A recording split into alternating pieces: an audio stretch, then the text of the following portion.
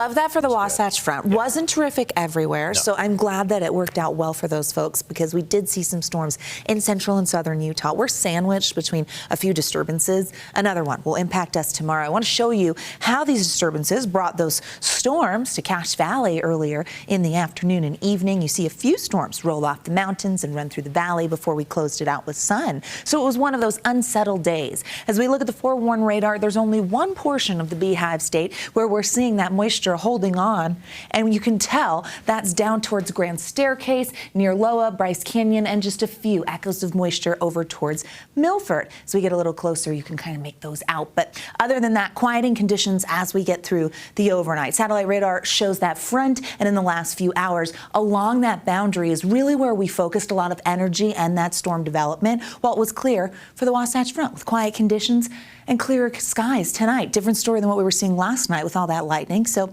you know, hit or miss. Live view from Logan tonight. I love that they're lighting up that building because you can actually make out the mountains behind it. Mostly clear skies. Love a good night cam. A live view. I live for it. High temperatures today. Hit 77 in Salt Lake. Above average still. 72 is our average high. So even with the cold front yesterday, we were still significantly above average. 60s and 70s with pleasant temperatures, some 80s towards Moab, 90s in St. George, 92 in St. George, and those 90s hold on heading into tomorrow. Mostly clear for tonight along the Wasatch Front. We'll get into the 60s, dropping into the 50s, and then we're off to the races by tomorrow morning. 60 degrees with those clear skies, and so that means plenty of sunshine for the Wasatch Front. But eastern Utah, a bit of a different story. Here's why we get that disturbance, our last trailing disturbance, that will focus most of those active skies east of I-15 before high pressure begins to build for the latter half of the work week. That means we're going to get drying conditions as well as a warming trend Thursday and Friday.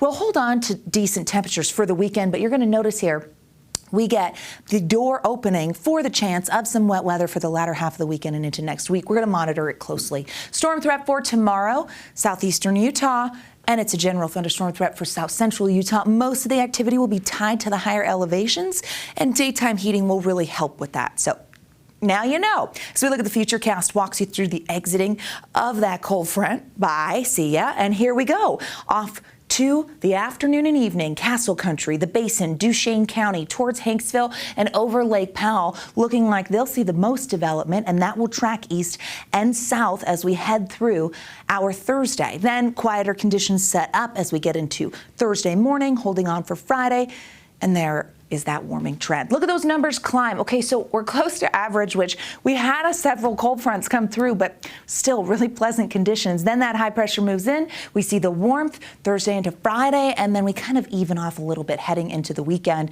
But when I say warmth, I mean above average, so we're talking 80s. I'll show you when that hits. As we look at the regional forecast, 70s for the Wasatch Front with partly cloudy skies for your Wednesday. A little more cloud cover in eastern Utah. Most of that energy focused from the Basin to the Four Corners as we get through our Wednesday. Zooming in, 60s in Park City and Heber, partly cloudy skies, few 70s down in places like Duchesne, and mixing through in central Utah. Chance of a thunderstorm can't be ruled out, or maybe a pop-up shower.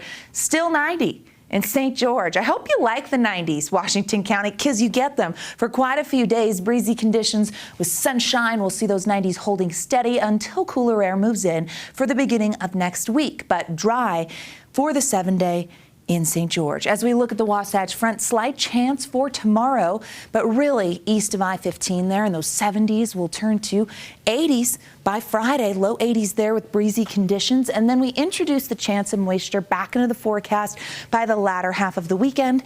And then as we head into next week, looks like Tuesday brings a chance of some isolated storms. Very spring-like pattern here, close to average temperatures. We warm up a little, but you kind of have to keep your eyes to the skies because the threat of a storm will hold on, especially when we have just a little bit of moisture potential. We're just going to capitalize on it, which is what we do at the end of the weekend. It's what we do. It's what we do. Those temperatures. I know. They're pretty nice. Listen, 77 today. I was like, complaints? Nice. Anybody? The weather phone was very quiet, and I was like, okay, we're Still good. turn my AC on now. Did you? Always. Oh my. As soon as it hits 75. Oh boy, you're a lightweight. You're a lightweight. I mean, toughen up. Come on.